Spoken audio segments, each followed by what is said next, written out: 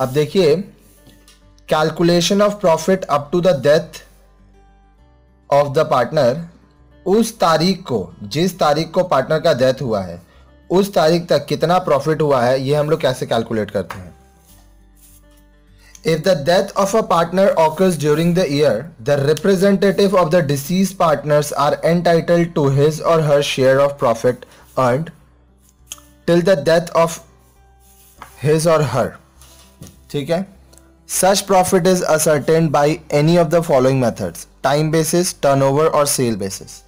देखिए, जिस पार्टनर का डेथ हुआ है, जिस तारीख को हुआ है, उसका जो एग्जीक्यूटर बोल सकते हैं, रिप्रेजेंटेटिव बोल सकते हैं, लीगल रिप्रेजेंटेटिव बोल सकते हैं, नॉमिनी बोल सकते हैं, जो है उसको पैसा दिया जाएगा। तो हम लोग को प्रॉफिट कैलकुलेट करना होगा। प्रॉफिट हम लोग टाइम बेसिस के बेस पे कैलकुलेट करेंगे या टर्नओवर और sale basis.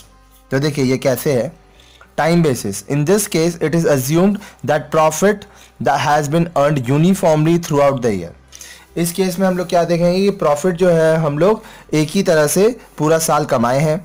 For example, the total profit of the previous year is 2,25,000 and a partner dies 3 months after the close of previous year.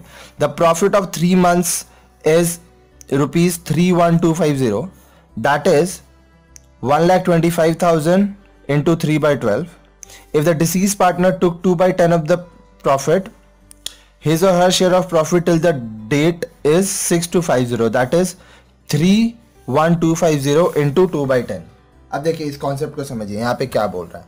सबसे पहले तो ये जानिए, मान लीजिए आपका बिजनेस चल रहा है, अचानक से कोई मर जाता है, तो ऑन दैट डेट, उस दिन आपका प्रॉफिट कितना हुआ ये निकालना एकदम ईजी नहीं है। तुरंत आप नहीं बता सकते, क्योंकि बिजनेस को हर पॉइंट पे ये नहीं पता रहता है कि वो कितना प्रॉफिट कितना लॉस में है।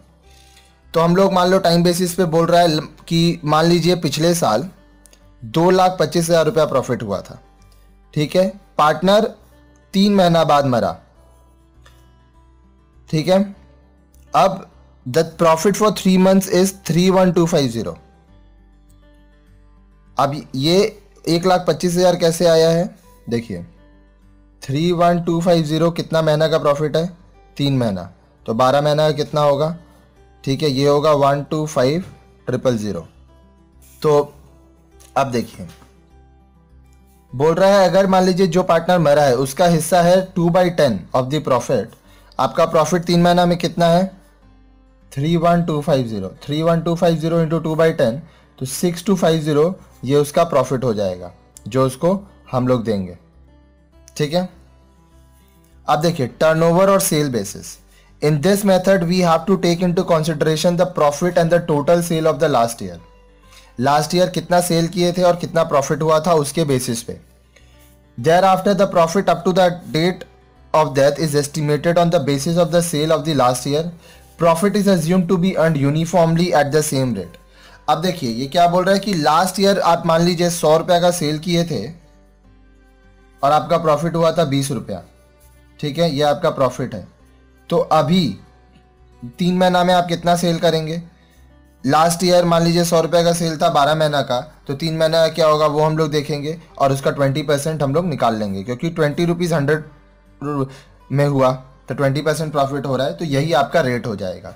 तो 2 तरीका है, या तो आप अमाउंट निकालिए या तो एवरेज बेसिस पे आप निकाल लीजिए, ठीक है। अब जब हम लोग सम्स करेंगे तो ये कॉन्सेप्ट आपका क्लियर होगा कि टाइम बेसिस पे एक्चुअल कैलकुलेशन क्या होता है, टर्नओवर बेसिस पे एक्चुअल कैलकुलेशन क्या होता है, क्यों ज़रूरी होता है। क्योंकि देखिए कोई भी जो पार्टनर है अगर उसका डेथ हो रहा है तो वो अपना हिस्सा तो छोड़ेगा नहीं, वो खुद नहीं ले सकता, लेकिन उसके जो लीगल रिप्रेजेंटेटिव्स हैं, नॉमिनीज़ हैं, वो लोग तो ज़रूर पैसा लेंगे, ठीक है। तो आपको इस चीज़ का हिसाब करना पड़ेगा।